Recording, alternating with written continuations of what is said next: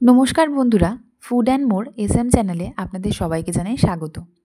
চলুন আজকে আপনাদেরকে আমাদের বাগানে ঘুরিয়ে নিয়ে আসি। এখানে বাবা পরপর ৩টে ব্রকোলি গাছ লাগিয়েছিল। তার মধ্যে একটা গাছে ব্রকোলি ধরেছে। দেখুন কত সুন্দর সবুজ রং হয়েছে। তো আজকে ভাবলাম ব্রকোলি দিয়ে কিছু করা যাক। আর দেখুন এর পাশাপাশি এখনও শীতের ফুল কিন্তু হয়েই যাচ্ছে।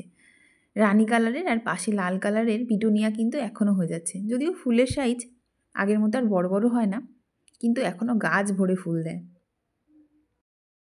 আর এই গাছটা হয়তো আপনারা সবাই চেনেন। আমাদের প্রায় অনেকের বাড়িতেই এটা থাকে। এই গাছটার নাম হলো ব্লিডিং হার্ট ভেন। কত সুন্দর নাম না? দেখুন এই সাদার মাঝে লাল লাল ফুল হয়েছে, কি দারুণ লাগছে দেখতে। এই গাছটা মাত্র ১ মাসে এরকম বড় হয়ে ফুল দিয়েছে। আর তার পাশে দেখুন হয়েছে এডিনিয়াম, এক গুচ্ছ এডিনিয়াম। আর কি সুন্দর পিঙ্ক কালারের হয়েছে। আর এই ফুলটাও খুব কমন, আমাদের অনেকের বাড়িতেই হয়ে থাকে। এই ফুলটার নাম হলো শুটিং স্টার। আর দেখুন এদিকে কি সুন্দর গাছে উচ্ছে ধরেছে। সবে জাস্ট গাছে উচ্ছে হওয়া শুরু হয়েছে, এখন প্রায় ৭-৮টা মতো গাছে উচ্ছে ধরেছে। আর এখানে দেখুন আমি ব্রকোলিটা তুলে ফেলেছি, পাতা সমেতই তুলে ফেলেছি, কারণ মা হচ্ছে ব্রকোলির পাতা দিয়ে বাটা করে। আর এদিকে আপনারা এবার বুঝতেই পারছেন যে আজকে আমরা চাউমিন খাবো। তো মা এখানে চাউমিন সেদ্ধ করে নিয়েছে, আর এখানে ব্রকোলির পাতাগুলোকে ছাড়িয়ে, আর এখানে দেখুন পাতাগুলোকে মা সুন্দর করে সাইডে রেখে দিচ্ছে, কারণ এই পাতা দিয়ে কিন্তু পরে বাটা হবে।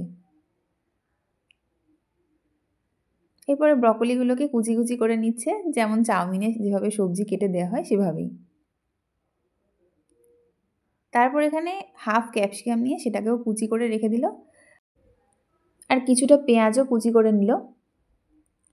শীতকালে কিন্তু এরকম সব রকম সবজি দিয়ে চাউমিন খেতে কিন্তু দারুণ লাগে।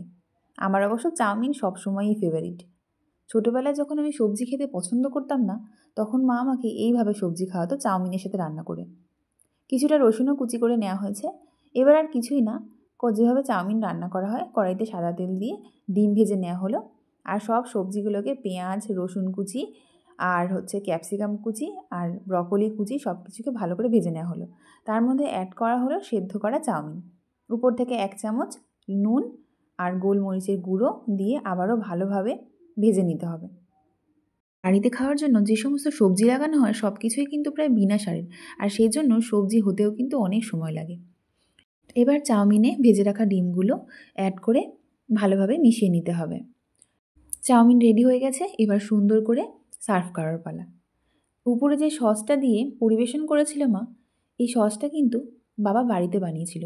সসের মধ্যে গোলমরিচ, জিরের গুঁড়ো সব রকম মশলা দিয়ে করেছিল বলে একটু ডার্ক হয়েছিল কালারটা, কিন্তু খেতে কিন্তু অসাধারণ। আপনাদের ভিডিওটি কেমন লাগলো অবশ্যই জানাবেন, এবং লাইক, শেয়ার এবং সাবস্ক্রাইব করে আমাদের চ্যানেলটির পাশে থাকবেন।